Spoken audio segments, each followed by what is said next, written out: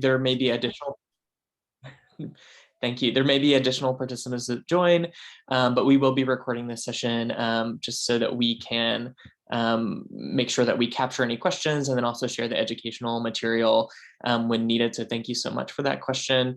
And thank you to everyone that joined today. My name is Tristan McPherson. I'm an infectious disease physician and medical epidemiologist with the New York City Department of Health and Mental Hygiene, and I work in the congregate settings group, specifically with nursing homes and other congregate settings. And we're excited to offer this educational session today featuring our own Dr. Mary Foote, also an infectious disease physician who's been working at the health department in healthcare readiness and communicable disease preparedness with a lot of experience, both with COVID-19 responses and a number of other emerging infections. And so we're hopeful that this information on monoclonal antibodies for the treatment and prevention of COVID-19 is helpful to you all. And we're also hopeful to gain a little bit of information on how we can best support you moving forward. So without further ado, I'll let Dr. Foote take over. Thanks so much, Mary, for joining today. All right, thank you, Tristan, for the introduction, and thank you everyone for joining on this rainy Thursday morning. I know you have a lot of competing priorities, especially this week with the holidays for some of you, so we appreciate your joining us. So I'm just going to start out with a quick outline of what we'll be talking about, just giving a brief overview of some of the overview of the treatment options for COVID-19, and then more specifically about monoclonal antibodies. We'll be going into a deeper dive of the clinical evidence supporting their use and some additional clinical considerations, and then some information on how to access monoclonal antibodies for your patients if you haven't already done so, and just give you some idea of what resources are available with the health department and other sources. And hopefully we'll be able to have a good discussion about everyone's experiences or barriers or challenges into implementing the use. And so I wanted to just start out with a poll question just to get a sense of where everybody is in the audience. So pretty straightforward. Is your facility currently providing monoclonal antibodies to your residents? So that can be either offering it on site yourself through an infusion company that comes on site or partner pharmacy, or if you have a kind of more formal referral relationship to send patients for treatment at an infusion center or offsite clinic, or are you interested but have not been able to set up due to capacity issues, or you don't know where to refer, or you're just not interested, you're not convinced, you haven't drank the Kool-Aid yet.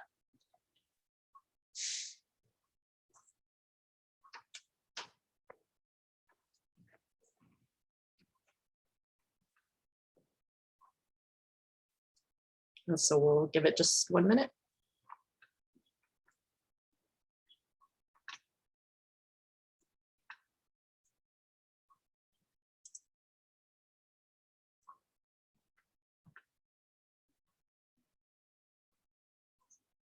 Okay, great.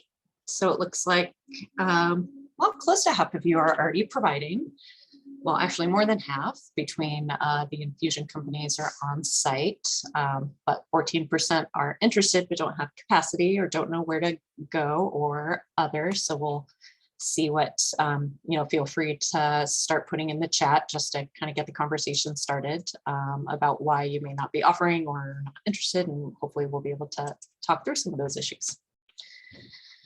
All right, so just wanted to, this is really just a high-level overview in general of COVID therapeutics that are available for patients throughout the spectrum of disease, from exposure all the way to severe illness. So right now, fortunately, with the recent approval of Regeneron, which we'll be talking about, or authorization of Regeneron from post-exposure prophylaxis, now we do have an option for pre-exposure prophylaxis for those that were exposed or asymptomatic infected.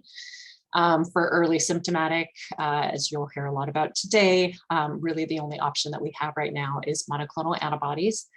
And then once patients are admitted, we do have, according to the guidelines, recommended remdesivir or and tocilizumab, can never say those. And then with ICU, the more severe illness, and again, these are according to the most recent guidelines, dexamethasone and potentially baricitinib with remdesivir. So really, we're obviously going to be focusing today on the earlier side of this to the left with the exposed or early symptomatic before they get into the hospital to prevent this more severe illness from ever happening. And so very quickly, what are monoclonal antibodies? I love to show a good picture. So this helps me to think about it, but really mono, it just means one. Clonal, this is an identical copy. So essentially what these monoclonal antibodies are generally antibodies that are taken from a patient who has recovered from COVID-19 or other infections in other treatments that we have for other diseases. And in this particular case, all of the monoclonal antibodies for COVID target a different epitope area of the spike protein to try and prevent, basically that prevents that spike protein from being able to latch onto the ACE2 cells and then ultimately blocks viral entry into the cells. So, and I always just love sharing this fun fact, sotrovimab, which we'll talk about, was actually originally identified in a patient that had recovered from the original SARS-CoV-1 back from 2003 to 2004. So that is just an interesting to show that, you know, some of these epitopes are much more stable than others in terms of, you know, through different mutations and variations and strains. And so the rationale for use, just kind of the big picture, why do I care? Why should I be listening to this presentation?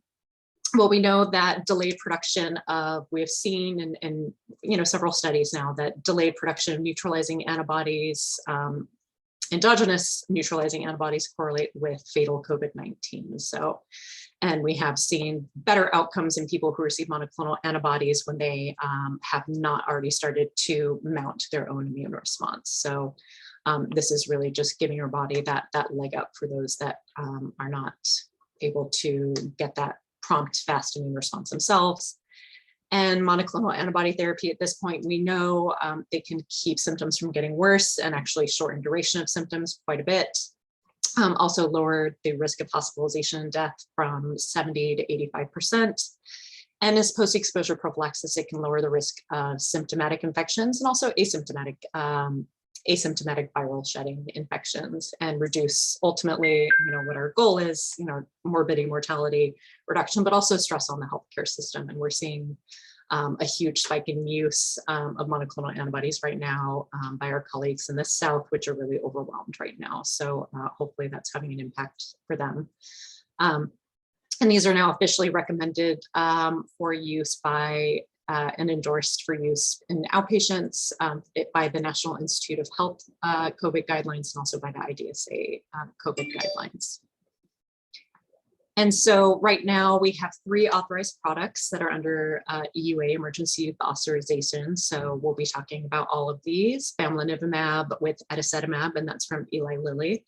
And then we have casirivimab plus imdevimab, which is shorthand REGEN-COV, and then sotrovimab, which is the newest product, which is a single monoclonal antibody that we'll talk about a little bit more how to access that. And in all these cases, they are given through a one-time IV infusion. Depending on the product, it can take anywhere. The infusion can go as fast as about 15 minutes up to 60 minutes.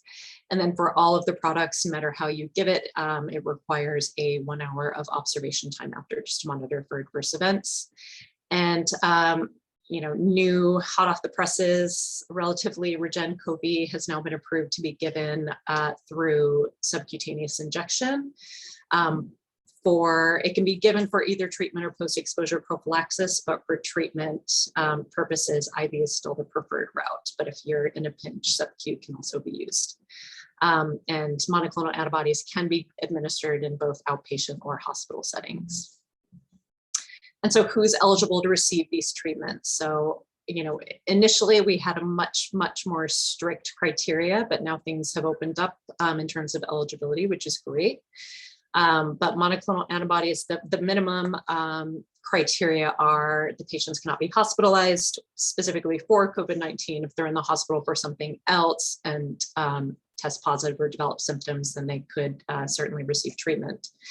If they must have just mild to moderate symptoms of COVID-19, have a positive COVID diagnostic test that can either be by antigen or a molecular test. And they must be at least 12 years of age and there's the weight minimum of at least 88 pounds or 40 kilos.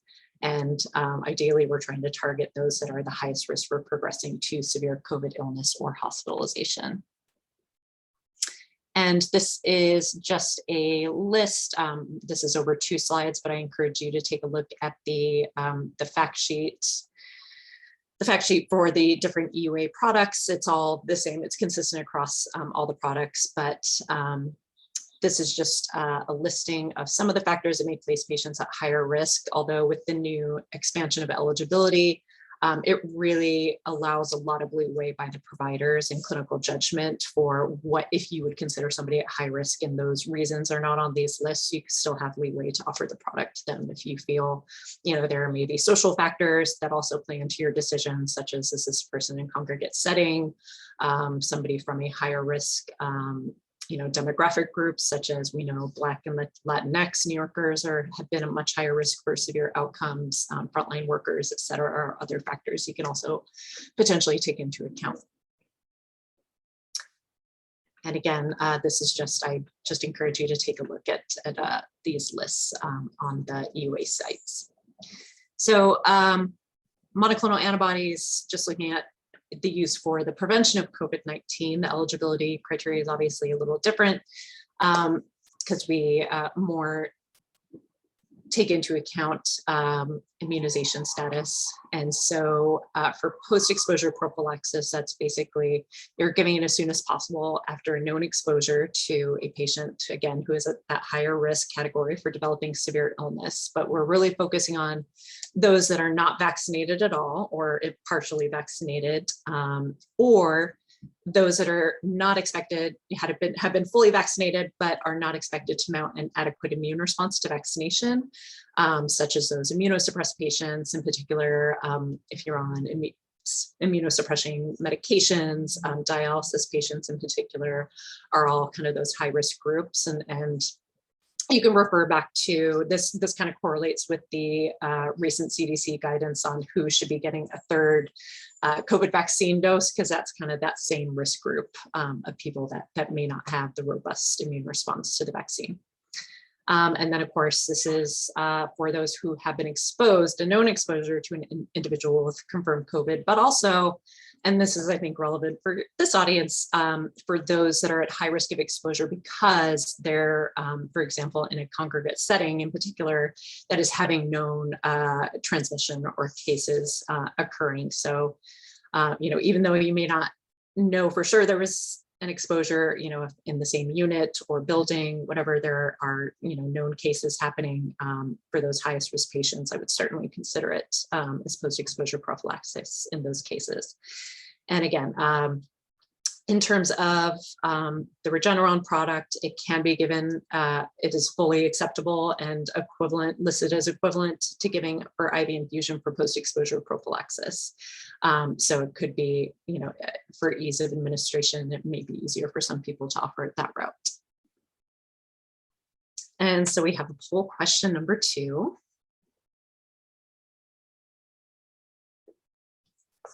And so this is focused on the post-exposure prophylaxis. Have you started offering or referring patients for monoclonal antibodies as post-exposure prophylaxis in your facility?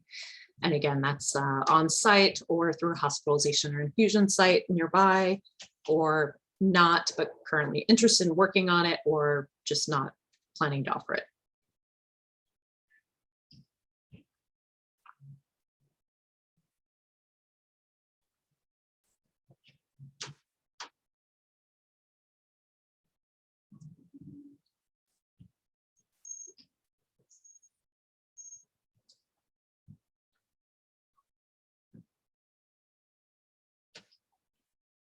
Okay, just give it another couple seconds.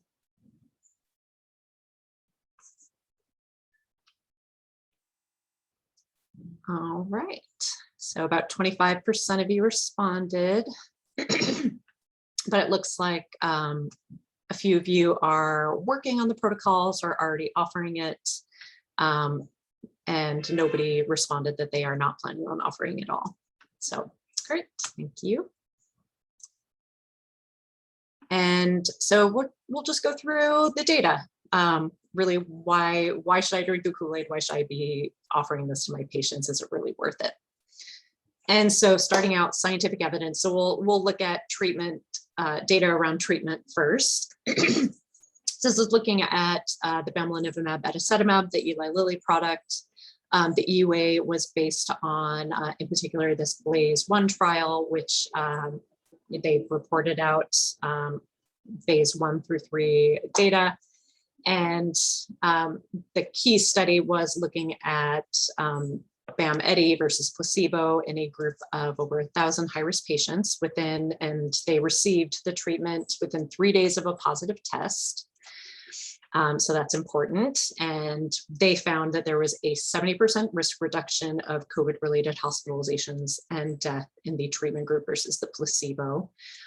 There were 10 deaths in the placebo group, none in the treatment group. And another important component was that it showed reduction in viral load at day 7 and significant improvement, faster improvement in symptoms. And looking at the Regeneron REGEN-COV product, this again was reported out by Weinrich and colleagues in phase 2-3 clinical trials, where they looked at a larger cohort, over 4,000 outpatients with mild to moderate symptoms, and they were given either the placebo versus the REGEN-COV product, and this was via IV infusion and they actually were looking at varying dose regimens for this as part of the study. And all the dosing regimens did reduce the risk of hospitalizations and deaths, but composite significantly reduced the hospitalization or death risk by 70%. And also definitely significantly shortened the duration by 4 days, which is pretty notable, 10 versus 14. And these were statistically significant differences. And so again, just a picture tells 1,000 words. So this is just looking at the Kaplan-Meier curve, the placebo in gray, REGEN-COV, specifically looking at the 1,200 dose shows, you can see significant reduction in the patients with those composite events of hospitalization or death. And then just looking at sotrovimab, the newest kid on the block. This was authorized based on a study of 583 outpatients with mild to moderate COVID-19. And it was shown to actually significantly reduce hospitalization or death by 85% compared to placebo.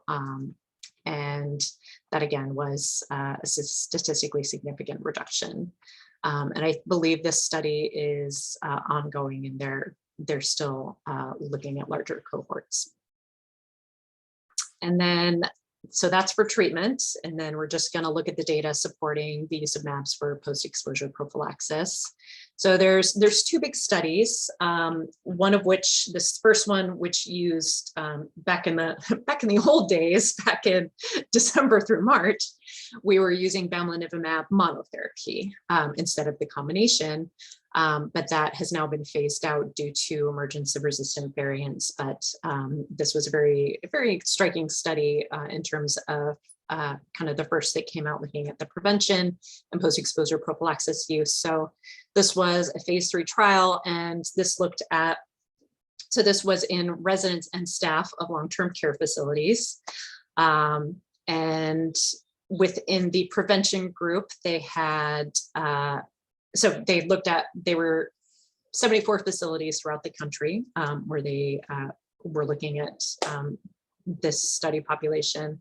And it was well over 1,000 patients of residents and staff in the prevention group.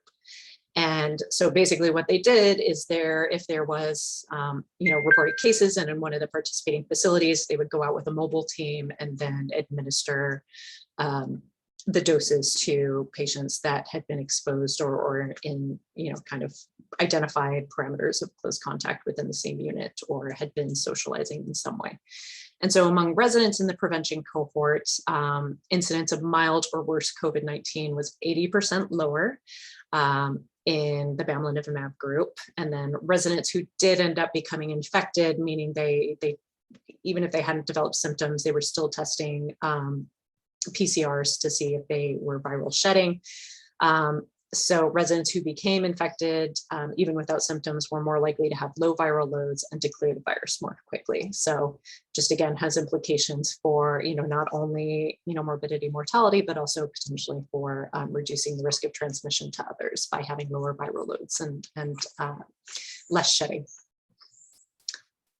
And then I will note this does show, and they did look at kind of the subgroups between the residents and the staff. The staff were, considered younger and healthier. So this difference was not as marked. There was still a difference and a benefit, but it was most marked in these higher risk populations of the residents. So just wanted to make that clear.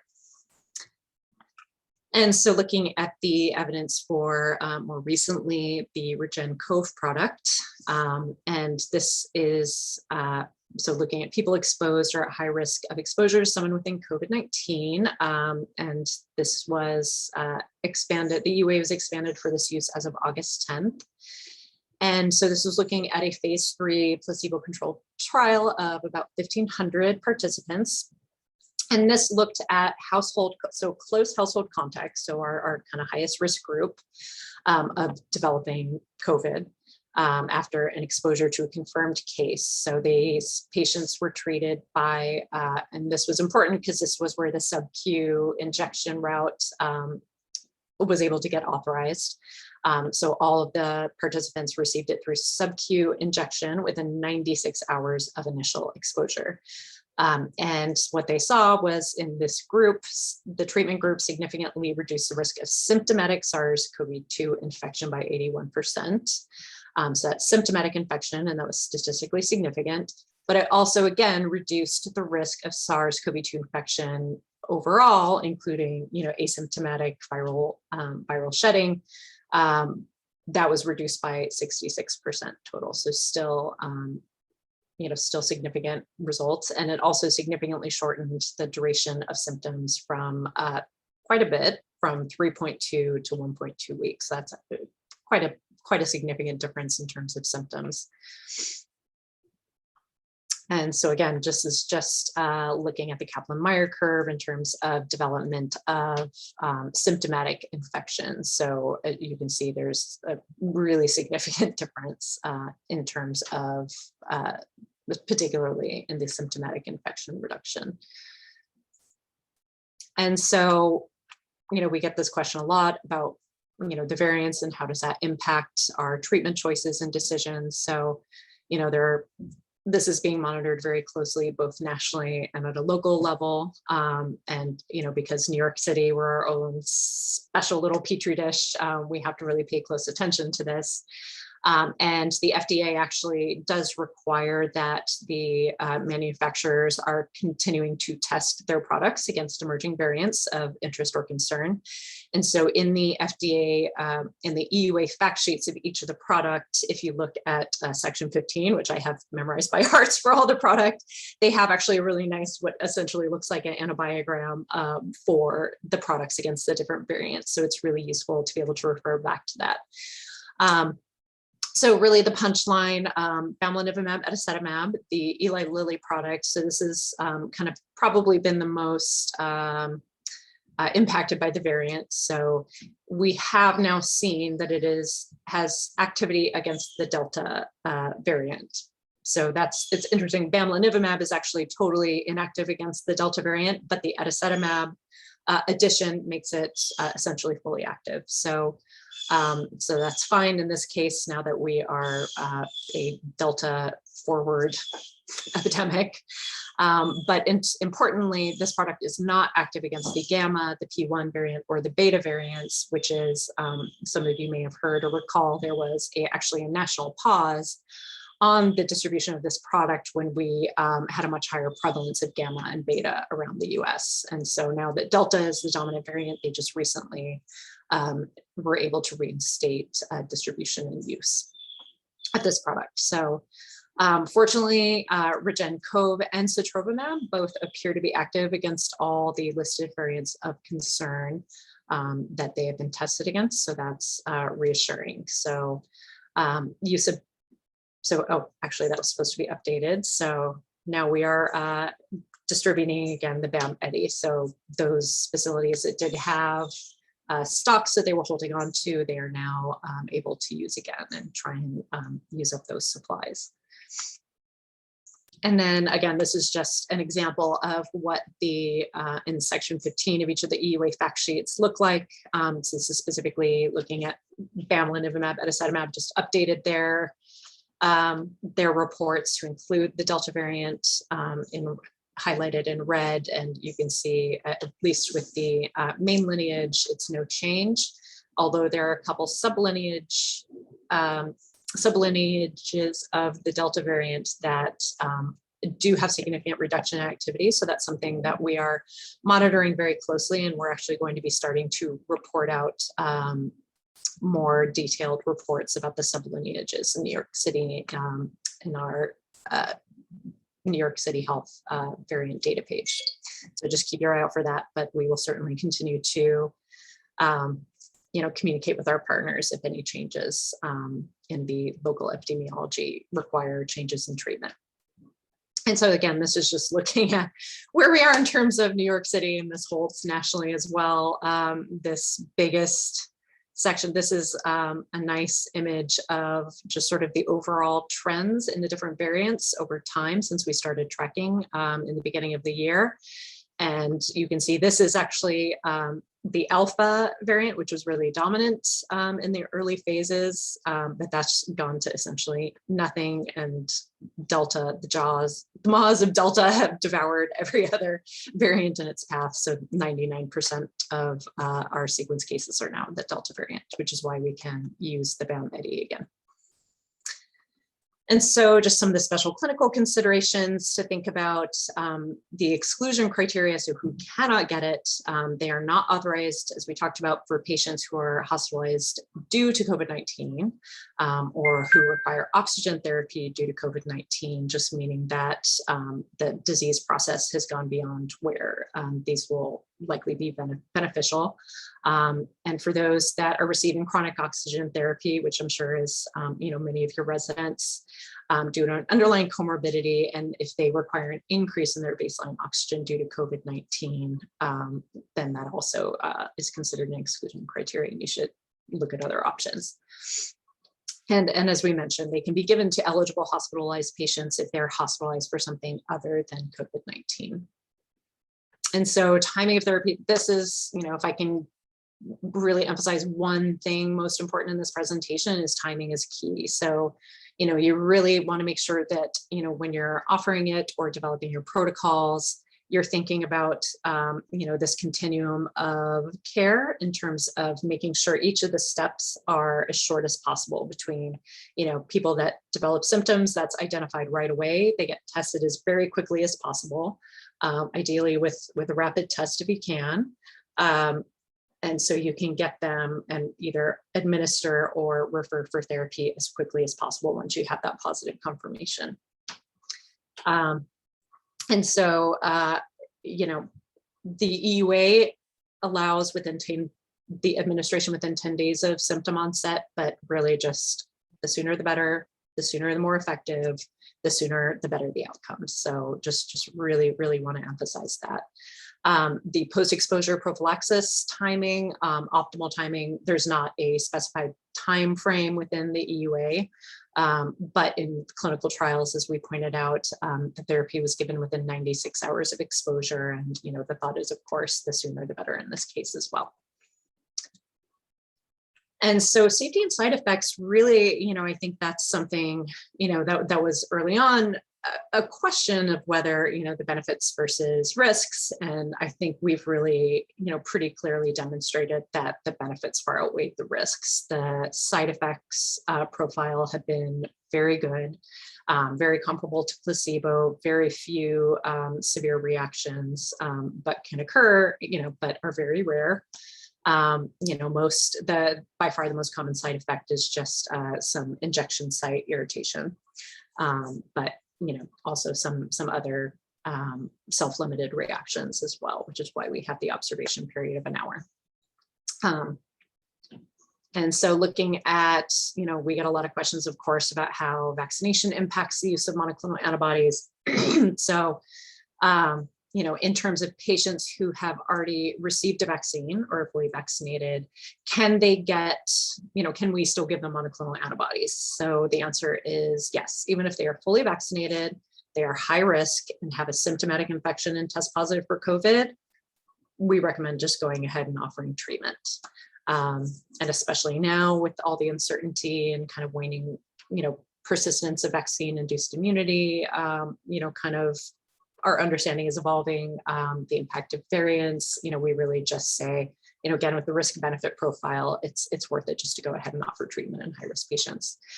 And then if a patient has gotten monoclonal antibodies recently, can you still offer them the vaccine if they have not been vaccinated yet or are partially vaccinated? And the answer is, of course, absolutely. They should still get vaccinated, but they should wait. The recommendation is to wait 90 days after receiving the monoclonal antibody product before getting vaccinated. Part of that is abundance of caution. Part of that is just based on the half-life of the products, considering they would still be in the system and be able to, be effective against early infection for that time period. So it's kind of treating the monoclonal antibodies like having a previous infection. And final poll question.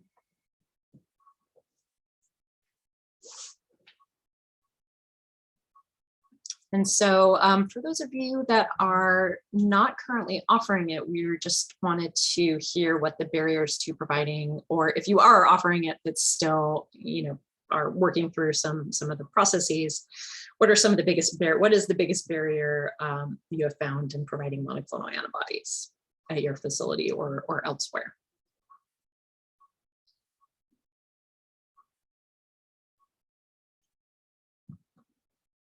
And yeah, personnel, I'm sure, is a huge issue with everything during COVID right now. So it certainly makes sense that would be an issue for monoclonals. And accessing an infusion company, we've certainly heard that from others as well that are willing to provide. And for those that are others, we would love to hear, in the chat what some of the issues are. And lack of adequate space came up for one person. All right.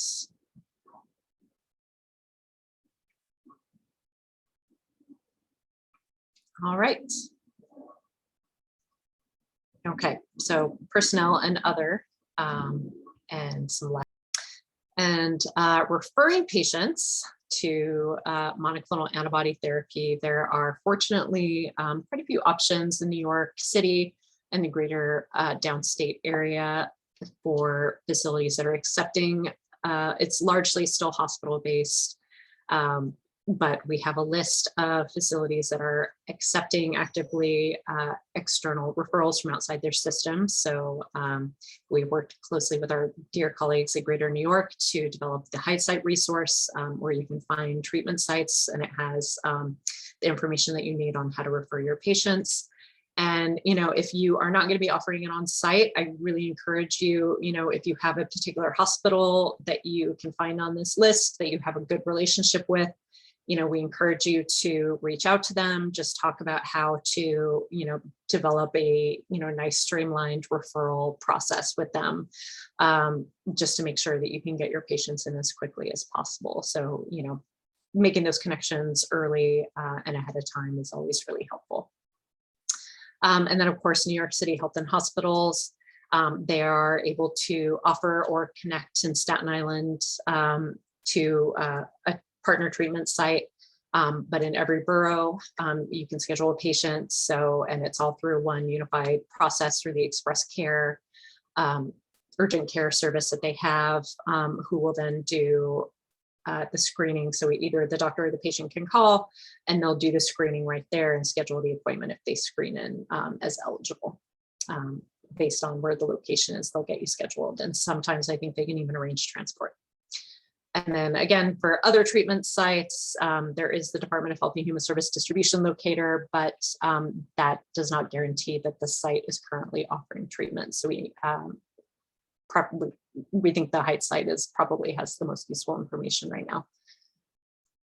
And then just wanted to highlight some new resources that we have. You may have received a couple weeks ago our updates on the monoclonal antibody Dear Colleague letter through our city health information listserv. So if you haven't looked at that, I encourage you to take a look. And also we have a new patient for patient or caregiver FAQ with information about the treatment.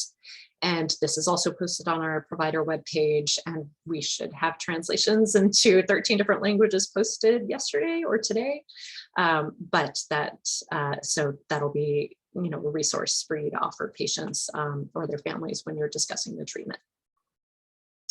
And so in conclusion, we believe that monoclonal antibodies are really, now we see it as an essential tool and standard of care to prevent progression to severe COVID-19, especially in high-risk populations such as nursing homes residents. And it's really important to ensure that we have access for our communities most impacted by COVID-19 and to create these relationships for referral and processes to make sure that people get into the access to treatment as quickly as possible. The earlier the better, as we said, and now that we have the option, consider post-exposure prophylaxis therapy for your high-risk exposed patients. And if you do have particularly high-risk patients and you have ongoing outbreak or COVID cases happening in your facility, the recommendation is, and so somebody's considered, risk of being exposed beyond 1 month, you can, the recommendation is you can administer the therapy every 4 weeks for people that are at continued risk due to ongoing outbreaks or cases. So just so you know, in those cases, that is an option. And so just you'll get a copy of these slides with the additional resources that we encourage you to take a look at, and we can open it up for discussion. Mary, thank you so much. That was fantastic overview of some really complicated material from the scientific perspective, but also so clear and how patients can qualify and what those exclusions can be. So I think that's incredibly helpful. We did have a few questions from the chat that I'm happy to go through, and then we should still have time for additional questions. So others, you're welcome to put that into the chat, or kind of when we're finished with these few questions, you can also verbally ask them. You're able to unmute yourself on this particular call. So I think that would be great. But we'll start with the first one from Dr. Ruth Spinner, which, Mary, I'm happy to help field this one for you if that's helpful, but the question is, which cases do you sequence for variants? That might be more in my wheelhouse, unfortunately. All interested? Yeah. So yeah, thanks, Dr. Spinner. There are actually a number of ways that specimens are sequenced just to determine if there's variants present or not. Many healthcare systems kind of have their own sequencing schemes that they've developed. So they kind of either attempt to sequence all specimens if possible, or they may sample a number of different ways, either by severity of disease or in their outpatient settings. So there are lots of different ways that happens. There's also a couple of city partnered labs in the city that do that, the Pandemic Response Lab, the Public Health Laboratory, which may have specimens sent to them based on specific clusters that we found or based on vaccine breakthrough or reinfection. So there are lots of different ways that happens, and more labs are pulling sequencing on board. So I think in the coming months, we'll actually see many, many more attempts to sequence. There are lots of issues with sequencing, just whether or not there's enough virus, whether or not the specimen was collected appropriately. So there are lots of things that go into that, but it's a pretty wide spectrum of what we get from a sequencing perspective. Yeah, and they do test from the H&H system. They do test inpatient COVID positive samples that are viable to sequence, and yeah, samples from the T2 testing sites, which are, pretty broad geographic distributions. So it's considered fairly representative, even though it can be a relatively small sample size to the cases. Yeah. Thanks, Tristan. Yeah, of course. The next question is from Marsha Wong. She says she'd like to know a little bit about the availability and messaging surrounding monoclonals to the public and targeting of communities that have low vaccination rates, like those that are historically neglected communities. And then in talking with other colleagues, there are some concerns about the lack of messaging and availability of this information. Yeah, no, I totally agree. And I think there's both, I would say, an unfortunate lack of awareness both in public and among a lot of community providers serving these populations. So we are working with our public information team. We have put out press releases and implemented into public health detailing campaigns that do serve some of these higher risk neighborhoods and populations. And we are having ongoing discussions to try and, as we're getting more resources for the public available, to do more targeted media campaign messaging, which is in the works, and also to do more work with the public outreach teams.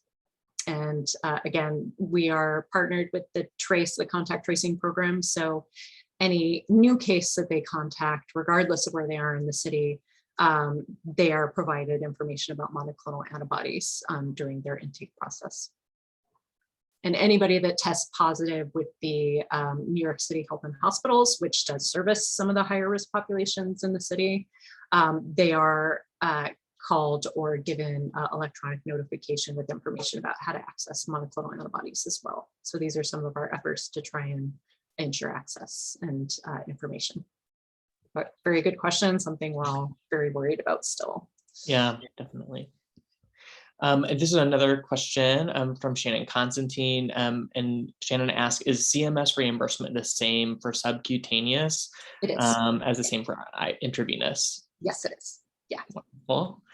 And then I think one of my last questions, and then I'm going to let Annika take over. But question is, if they're understanding this properly, it seems like the Department of Health recommendation is treating an entire nursing facility if there's one positive in the building. Is that the case? Treating or post-exposure prophylaxis, I guess, is the difference. Yeah, and Shmuel, I'll let you, if you can verbally clarify that question, that's great, or you can type it into the chat. Yeah, so I will say, so in terms of the post-exposure prophylaxis, again, for that, we are really focused on either patients that are high risk and not vaccinated at all or incompletely vaccinated. But if they're vaccinated, it's really only that kind of smaller subset of patients who have some sort of significant immune compromise due to a condition, underlying condition or medications or dialysis. So that is actually, if they're already vaccinated, it's a pretty small subgroup that would need it, or unvaccinated. But certainly if they're not vaccinated and are high risk and exposed, would certainly try and access it for them if possible. Okay, great, thanks. And if you need clarification, please type it in or verbally let us know. But thanks for that, Mary. And then Annika, I'll let you take over on the last ones. Okay, so we had another question recently come in as the following. In the community, are people who know they have COVID-19 and have high risk factors able to refer themselves for treatment infusions, or does it have to be referred by a doctor or other provider? So it depends on the treatment site. So if you do, if you have some time to take a look at the Heights site, they do specifically say whether or not for each site, whether or not a patient can self-refer or not. So it's helpful. Some facilities or networks are just allowing patients, if they have a positive test result, to walk into the ED and request a treatment. So it varies quite a bit. I can say H&H, Health and Hospitals, patients can call in themselves to their express care, either web-based or through the phone. And then they can get set up for treatment themselves. They just need to have that positive confirmation. Okay, thank you for that. And on to the next question that I saw. This person wanted to thank you first for a great presentation. And could you talk about advantages or disadvantages of IV versus sub-Q for PEP and SNFs? Yeah, I mean, thank you, Jenny. I think that's a great question. In terms of for post-exposure prophylaxis, just given the data, it seems to be pretty equivalent and very effective through the sub-Q route for post-exposure prophylaxis. So I think, really I think will depend on the operational advantages and disadvantages more than anything for the facilities. Some, especially for, smaller clinics or smaller facilities without, a robust infusion program, then you may want to strongly consider the sub-Q route. But if you're also, offering treatment, it's worth investing in, the IV infusion, protocols and procedures, since it is a preferred route for treatment. So I think it really just depends on sort of what the capabilities of the facilities are. And there was a question also about, that was sent to me privately, but equipment needed for the preparation. And I can actually put in the chat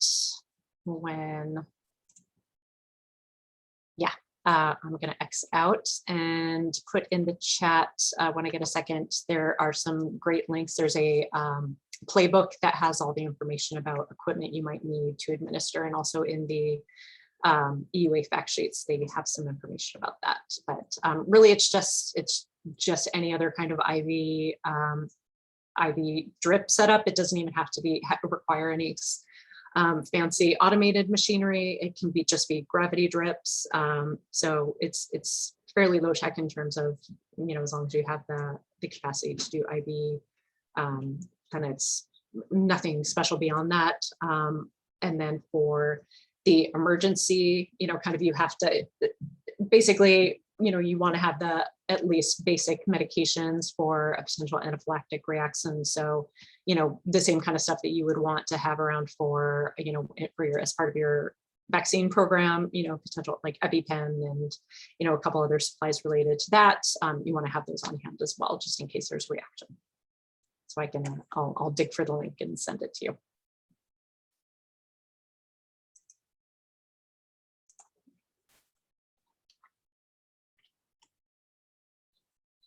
But yeah, in the meantime, if there are other questions.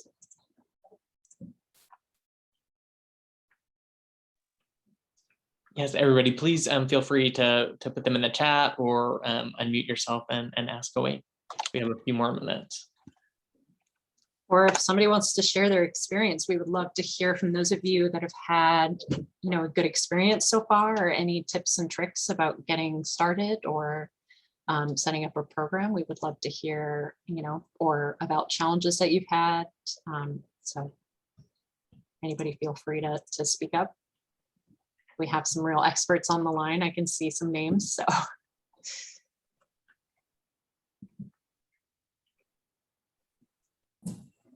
Hey, this is Marcia. I guess I have two questions if no one else is offering questions. One would be, in your experience, do you think it's better to message to providers or message to the community, or both?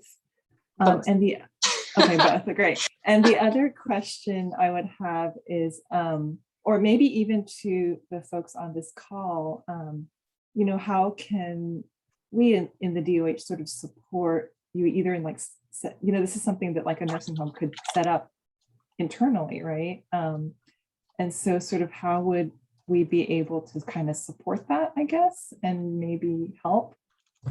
That might be more of a question for the general audience.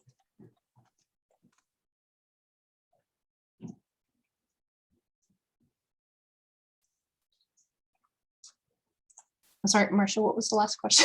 I was trying to. No, I think trying to, are there, and maybe it's a moot point, or maybe, I don't know if Tristan has more to say, but, if a nursing home is interested in setting up a program like, or, being able to administer monoclonal antibodies internally, is there like how could we support that, I guess, as the Department of Health?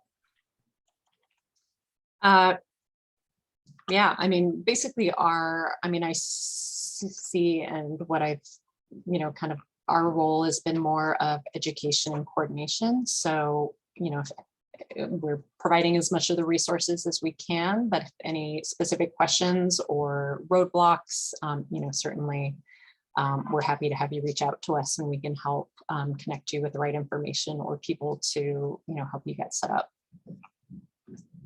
And I'm also a big fan of kind of peer-to-peer mentoring and sharing. So we do have a lot of partners, that have had success getting programs set up. So we're, always happy, and many of them are happy to, talk with others about their experience and getting set up and setting up protocols. So we're also happy to make connections in that respect as well.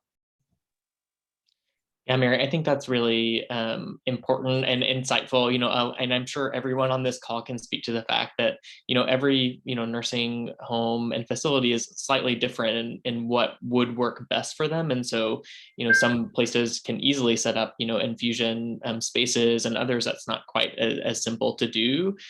So there may be like transportation needs that have to happen in certain situations, or there may be certain like pharmacy partners that there are better connections in certain spaces than others. So I think a lot of that peer-to-peer is really helpful so that we can try to help connect people to either a similar facility that's had good experience or something like that, just because there are so many nuances that can go along with this. But I agree, like one of the most important things is ensuring that people are aware of the resource and both the therapeutic for treatment and also for prevention. I do want to just quickly mention one thing as well. Mary was talking a little bit about post-exposure prophylaxis recommendations, and so certainly for all the medical directors and nursing home staff that are here, we're able to provide those indications as approved by the emergency use authorization. CDC still has not given us full guidance on what post-exposure prophylaxis in certain facilities should look like, and whether or not there will be forthcoming recommendations. So I would be on the lookout as those things probably do start to crystallize, as well as I'm thinking about New York State input for that, just because there's such the most important role in infection prevention control and outbreak stuff. So as soon as that information is available, we're happy to try to connect you all there and share that information too.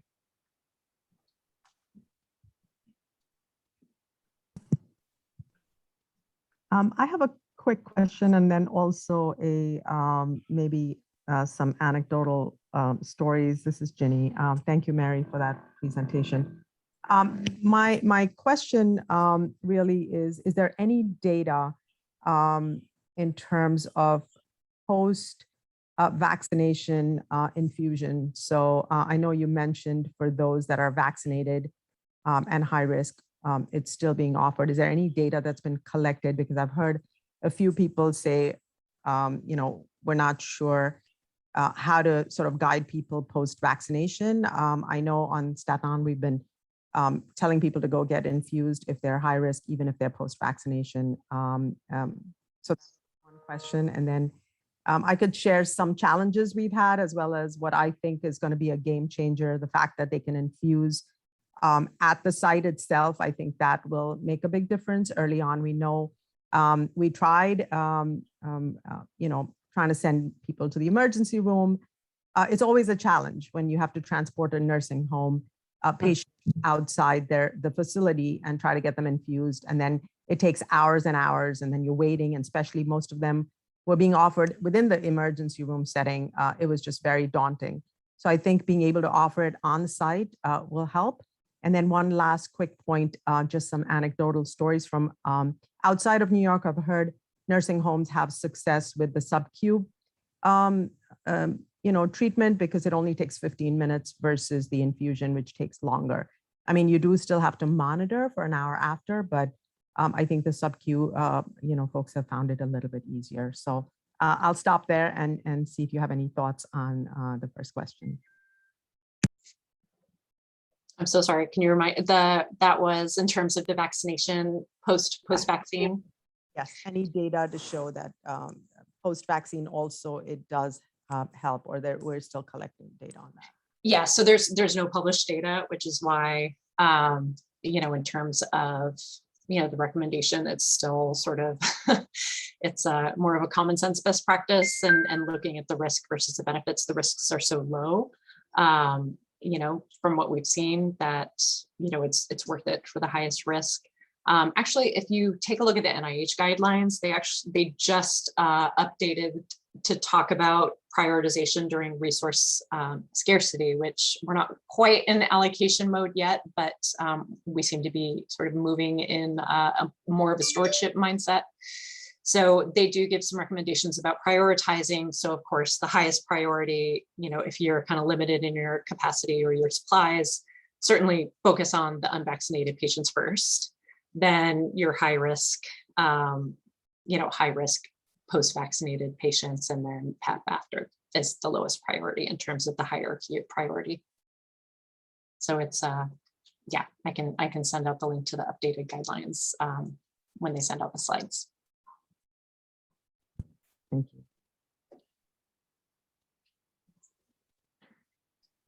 So I think we're over time. But Yes. This was a great discussion and great questions. Yeah, I would just want to say, first of all, again, thank you, Mary, for putting your time and effort into this and sharing the time with us to present this information. And thank you, everybody, for joining. Please let us know if there are additional questions. And we'll be using the attendee list to send out slide set, as well as some additional information on monoclonal antibodies in case you haven't received it, such as the Dear Colleague letter that was mentioned, as well as the one pager about monoclonal antibodies. And then we'll be in touch for additional needs and support. So please just let us know. And thank you all for your time again today. Have a great day. Thank you.